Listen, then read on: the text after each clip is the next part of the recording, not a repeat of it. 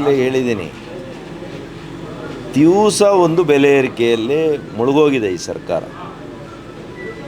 ಇವರನ್ನು ಯಾರೂ ಕೂಡ ಗ್ಯಾರಂಟಿ ಕೊಡ್ರಪ್ಪ, ನೀವು ಕೊಡದೇ ಇದ್ದರೆ ನಮಗೆ ಬೆಳಕಾಗಲ್ಲ ಅಂತ ಯಾರೂ ಹೇಳಿರಲಿಲ್ಲ.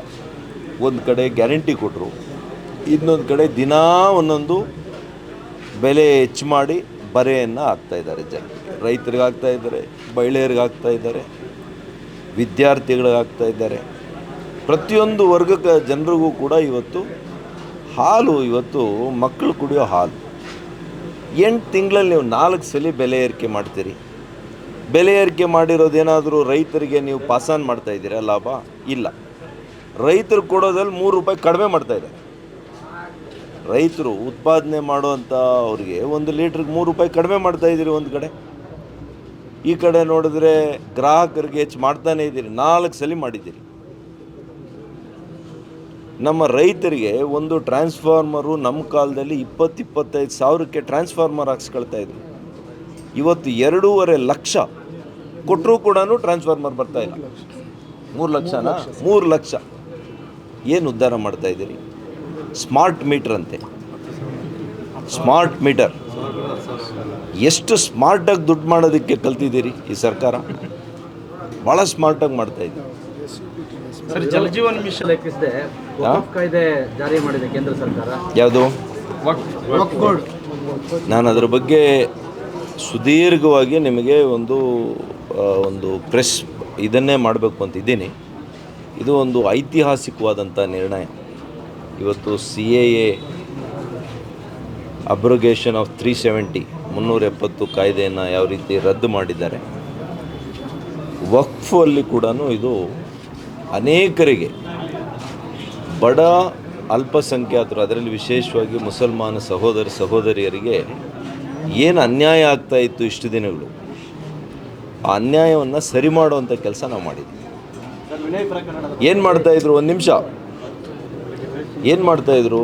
ಈ ವಕ್ಫ್ ಪ್ರಾಪರ್ಟೀಸ್ ದಾನ ಮಾಡ್ತಾಯಿದ್ರಲ್ಲ, ನಿಮಗೆ ಗೊತ್ತಿರಲಿ, ರೈಲ್ವೆ ಜಮೀನಾದಮೇಲೆ ರಕ್ಷಣಾ ಜಮೀನು ಏನಿದೆ, ನಮ್ಮ ಇಲಾಖೆ ರಕ್ಷಣಾ ಇಲಾಖೆಯಲ್ಲಿರುವಂಥ ಜಮೀನು, ಈ 2 ಆದಮೇಲೆ 3ನೇ ಅತಿ ದೊಡ್ಡ ಗಾತ್ರದ ಜಮೀನು ಯಾವುದಾದ್ರೂ ಇದೆ ಅಂದರೆ ಅದು ವಕ್ಫ್ಗೆ. ಸುಮಾರು 23-24 ಲಕ್ಷ ಎಕರೆಗಳು ಈ ದೇಶದಲ್ಲಿ ಇದ್ದರೂ ಕೂಡ ಅವ್ರು ಎಷ್ಟು ತೋರಿಸ್ತಾ ಇದ್ದಾರೆ ಗೊತ್ತಾ ಲಾಭ? 161 ಕೋಟಿ. ಕೆಲವರು ಈ ವಕ್ಫ್ ಮಂಡಳಿಗಳಲ್ಲಿ ಸೇರ್ಕೊಂಡು ಜಿಲ್ಲಾ ಮಟ್ಟದಲ್ಲಿ, ತಾಲೂಕು ಮಟ್ಟದಲ್ಲಿ, ರಾಜ್ಯ ಮಟ್ಟದಲ್ಲಿ, ದೇಶದ ಮಟ್ಟದಲ್ಲಿ ಕೋಟ್ಯಾಂತರ ರೂಪಾಯಿಗಳನ್ನು, 100 ಎಕರೆಗಳನ್ನು ಗುಳುಂ ಮಾಡಿದ್ದಾರೆ. ನೀವು ನೋಡಿದ್ರಿ ಹಿಂದೆ ಎಲ್ಲ ತನಿಖೆ ಆಗಿರ್ತಕ್ಕಂಥ ಏನದು ಮಣಪಾಡಿ ರಿಪೋರ್ಟ್ ನೋಡಿದ್ದೀರಲ್ಲ, ಯಾರ್ಯಾರು ಏನೇನು ಮಾಡಿದ್ದಾರೆ. ಇವತ್ತು ಈ ಸಂಪತ್ತೇನಿದೆಯಲ್ಲ ಅದು ಅವರಿಗೆ ಸೇರಬೇಕು. ಯಾರಿಗೆ?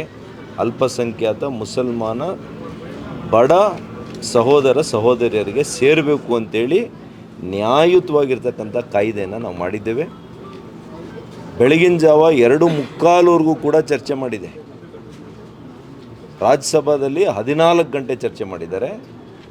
ಲೋಕಸಭೆಯಲ್ಲಿ 12 ಗಂಟೆಗೂ ಹೆಚ್ಚು ನಿರಂತರವಾಗಿ ಚರ್ಚೆ ಮಾಡಿ ಬೆಳಗಿನ ಜಾವ 2:45 ನಾವು ಅದನ್ನು ಪಾಸ್ ಮಾಡಿರೋದು. ಹಾಗಾಗಿ ಭಾಳ ಅರ್ಥಪೂರ್ಣವಾಗಿದೆ ಮತ್ತು ತಿಳುವಳಿಕೆ ಇರತಕ್ಕಂಥ ಎಲ್ಲ ಮುಸಲ್ಮಾನ ಬಂಧುಗಳಿಗೆ ನಾನು ಇಷ್ಟೇ ಹೇಳ್ತೀನಿ, ಇದ್ರ ಬಗ್ಗೆ ನೀವೆಲ್ಲ ಅಧ್ಯಯನ ಮಾಡಿ ಏನು ಮಾಡಿದೆ ಅಂತೇಳಿ, ಇದು ಯಾವ ರೀತಿ ನಿಮ್ಗೆ ಒಳ್ಳೆಯದಾಗ್ತದೆ ಅಂತ ಅರ್ಥ ಮಾಡ್ಕೊಳ್ಳಿ. ರಾಜಕೀಯಕ್ಕೋಸ್ಕರ ನಿಮ್ಮನ್ನು ಬಳಸ್ಕೊಳ್ಳೋ ಅಂಥ ಪಕ್ಷಗಳ ಹೇಳಿಕೆಗಳನ್ನು, ಅವರ ವಾದವನ್ನು ನಂಬೇಡಿ ಅಂತ ಮಾತ್ರ ನಾನು ಹೇಳಲಿಕ್ಕೆ ಬಯಸ್ತೀನಿ. ಹೇಳಿದ್ದೀನಿ, ಇವತ್ತು ಯುವಕರು ಆಗಿದ್ದಂಥ ಸಾಮಾಜಿಕ ಜಾಲತಾಣದಲ್ಲಿ ನಮ್ಮ ಪಕ್ಷದಲ್ಲಿ ಕೆಲಸ ನಿರ್ವಹಿಸ್ತಾ ಇದ್ದಂಥ ಕೊಡಗಿನ ವಿನಯ್ರವರು, ಅವರ ಒಂದು ಆತ್ಮಹತ್ಯೆ ನಿಜವಾಗಿಯೂ ಕೂಡ ನನಗೆ ನೋವನ್ನು ತಂದಿದೆ. ಮತ್ತು ಅವರು ಹೇಳಿಕೆಯನ್ನು ಡೆತ್ ನೋಟಲ್ಲಿ ಶಾಸಕರಿಬ್ಬರ ಹೆಸರನ್ನು ಕೂಡ ಅವರು ಹೆಸರಿಸಿದ್ದಾರೆ. ಅದೇ ಸಾಕಾಗಿತ್ತು ಪೊಲೀಸ್ನವರಿಗೆ ಸುಮೋಟೋ ಕೇಸನ್ನು ಮಾಡ್ಕೋಬೇಕಾಗಿತ್ತು. ಹಿಂದೆ ನಮ್ಮ ಸರ್ಕಾರ ಇದ್ದಾಗ ಮಾನ್ಯ ಈಶ್ವರಪ್ಪನವ್ರದ್ದು ಅವ್ರು ಬರೀ ವಾಟ್ಸಪ್ಪಲ್ಲೆಲ್ಲೋ ಮಾಡಿದ್ದಕ್ಕೇ ಇವತ್ತಿನ ನಮ್ಮ ಮಾನ್ಯ ಮುಖ್ಯಮಂತ್ರಿಗಳು ಅವತ್ತಿನ ವಿರೋಧ ಪಕ್ಷದ ನಾಯಕರು ಹೌಸಲ್ಲಿ ಹೇಳಿದರು ಅದೇ ಸ್ಟೇಟ್ಮೆಂಟ್ ಆಗುತ್ತೆ ಅಂತ ಹೇಳಿದರು. ಇವತ್ತು ಇವನು ಡೆತ್ ನೋಟಲ್ಲೇ ಬರೆದಿಟ್ಟಿದ್ದಾನೆ ಇವರಿಬ್ಬರ ಹೆಸರನ್ನು.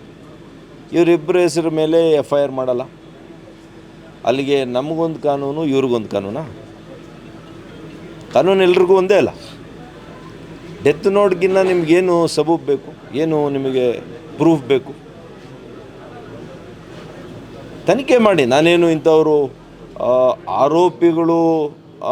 ಆರೋಪಿಗಳು ಏನು ಅವ್ರು ಹೆಸರಿಸಿದ್ದಾರೆ ಅವರು ತಪ್ಪಿತಸ್ಥರು ಅಂತ ನಾನು ಹೇಳಲಿಕ್ಕೆ ಹೋಗಲ್ಲ.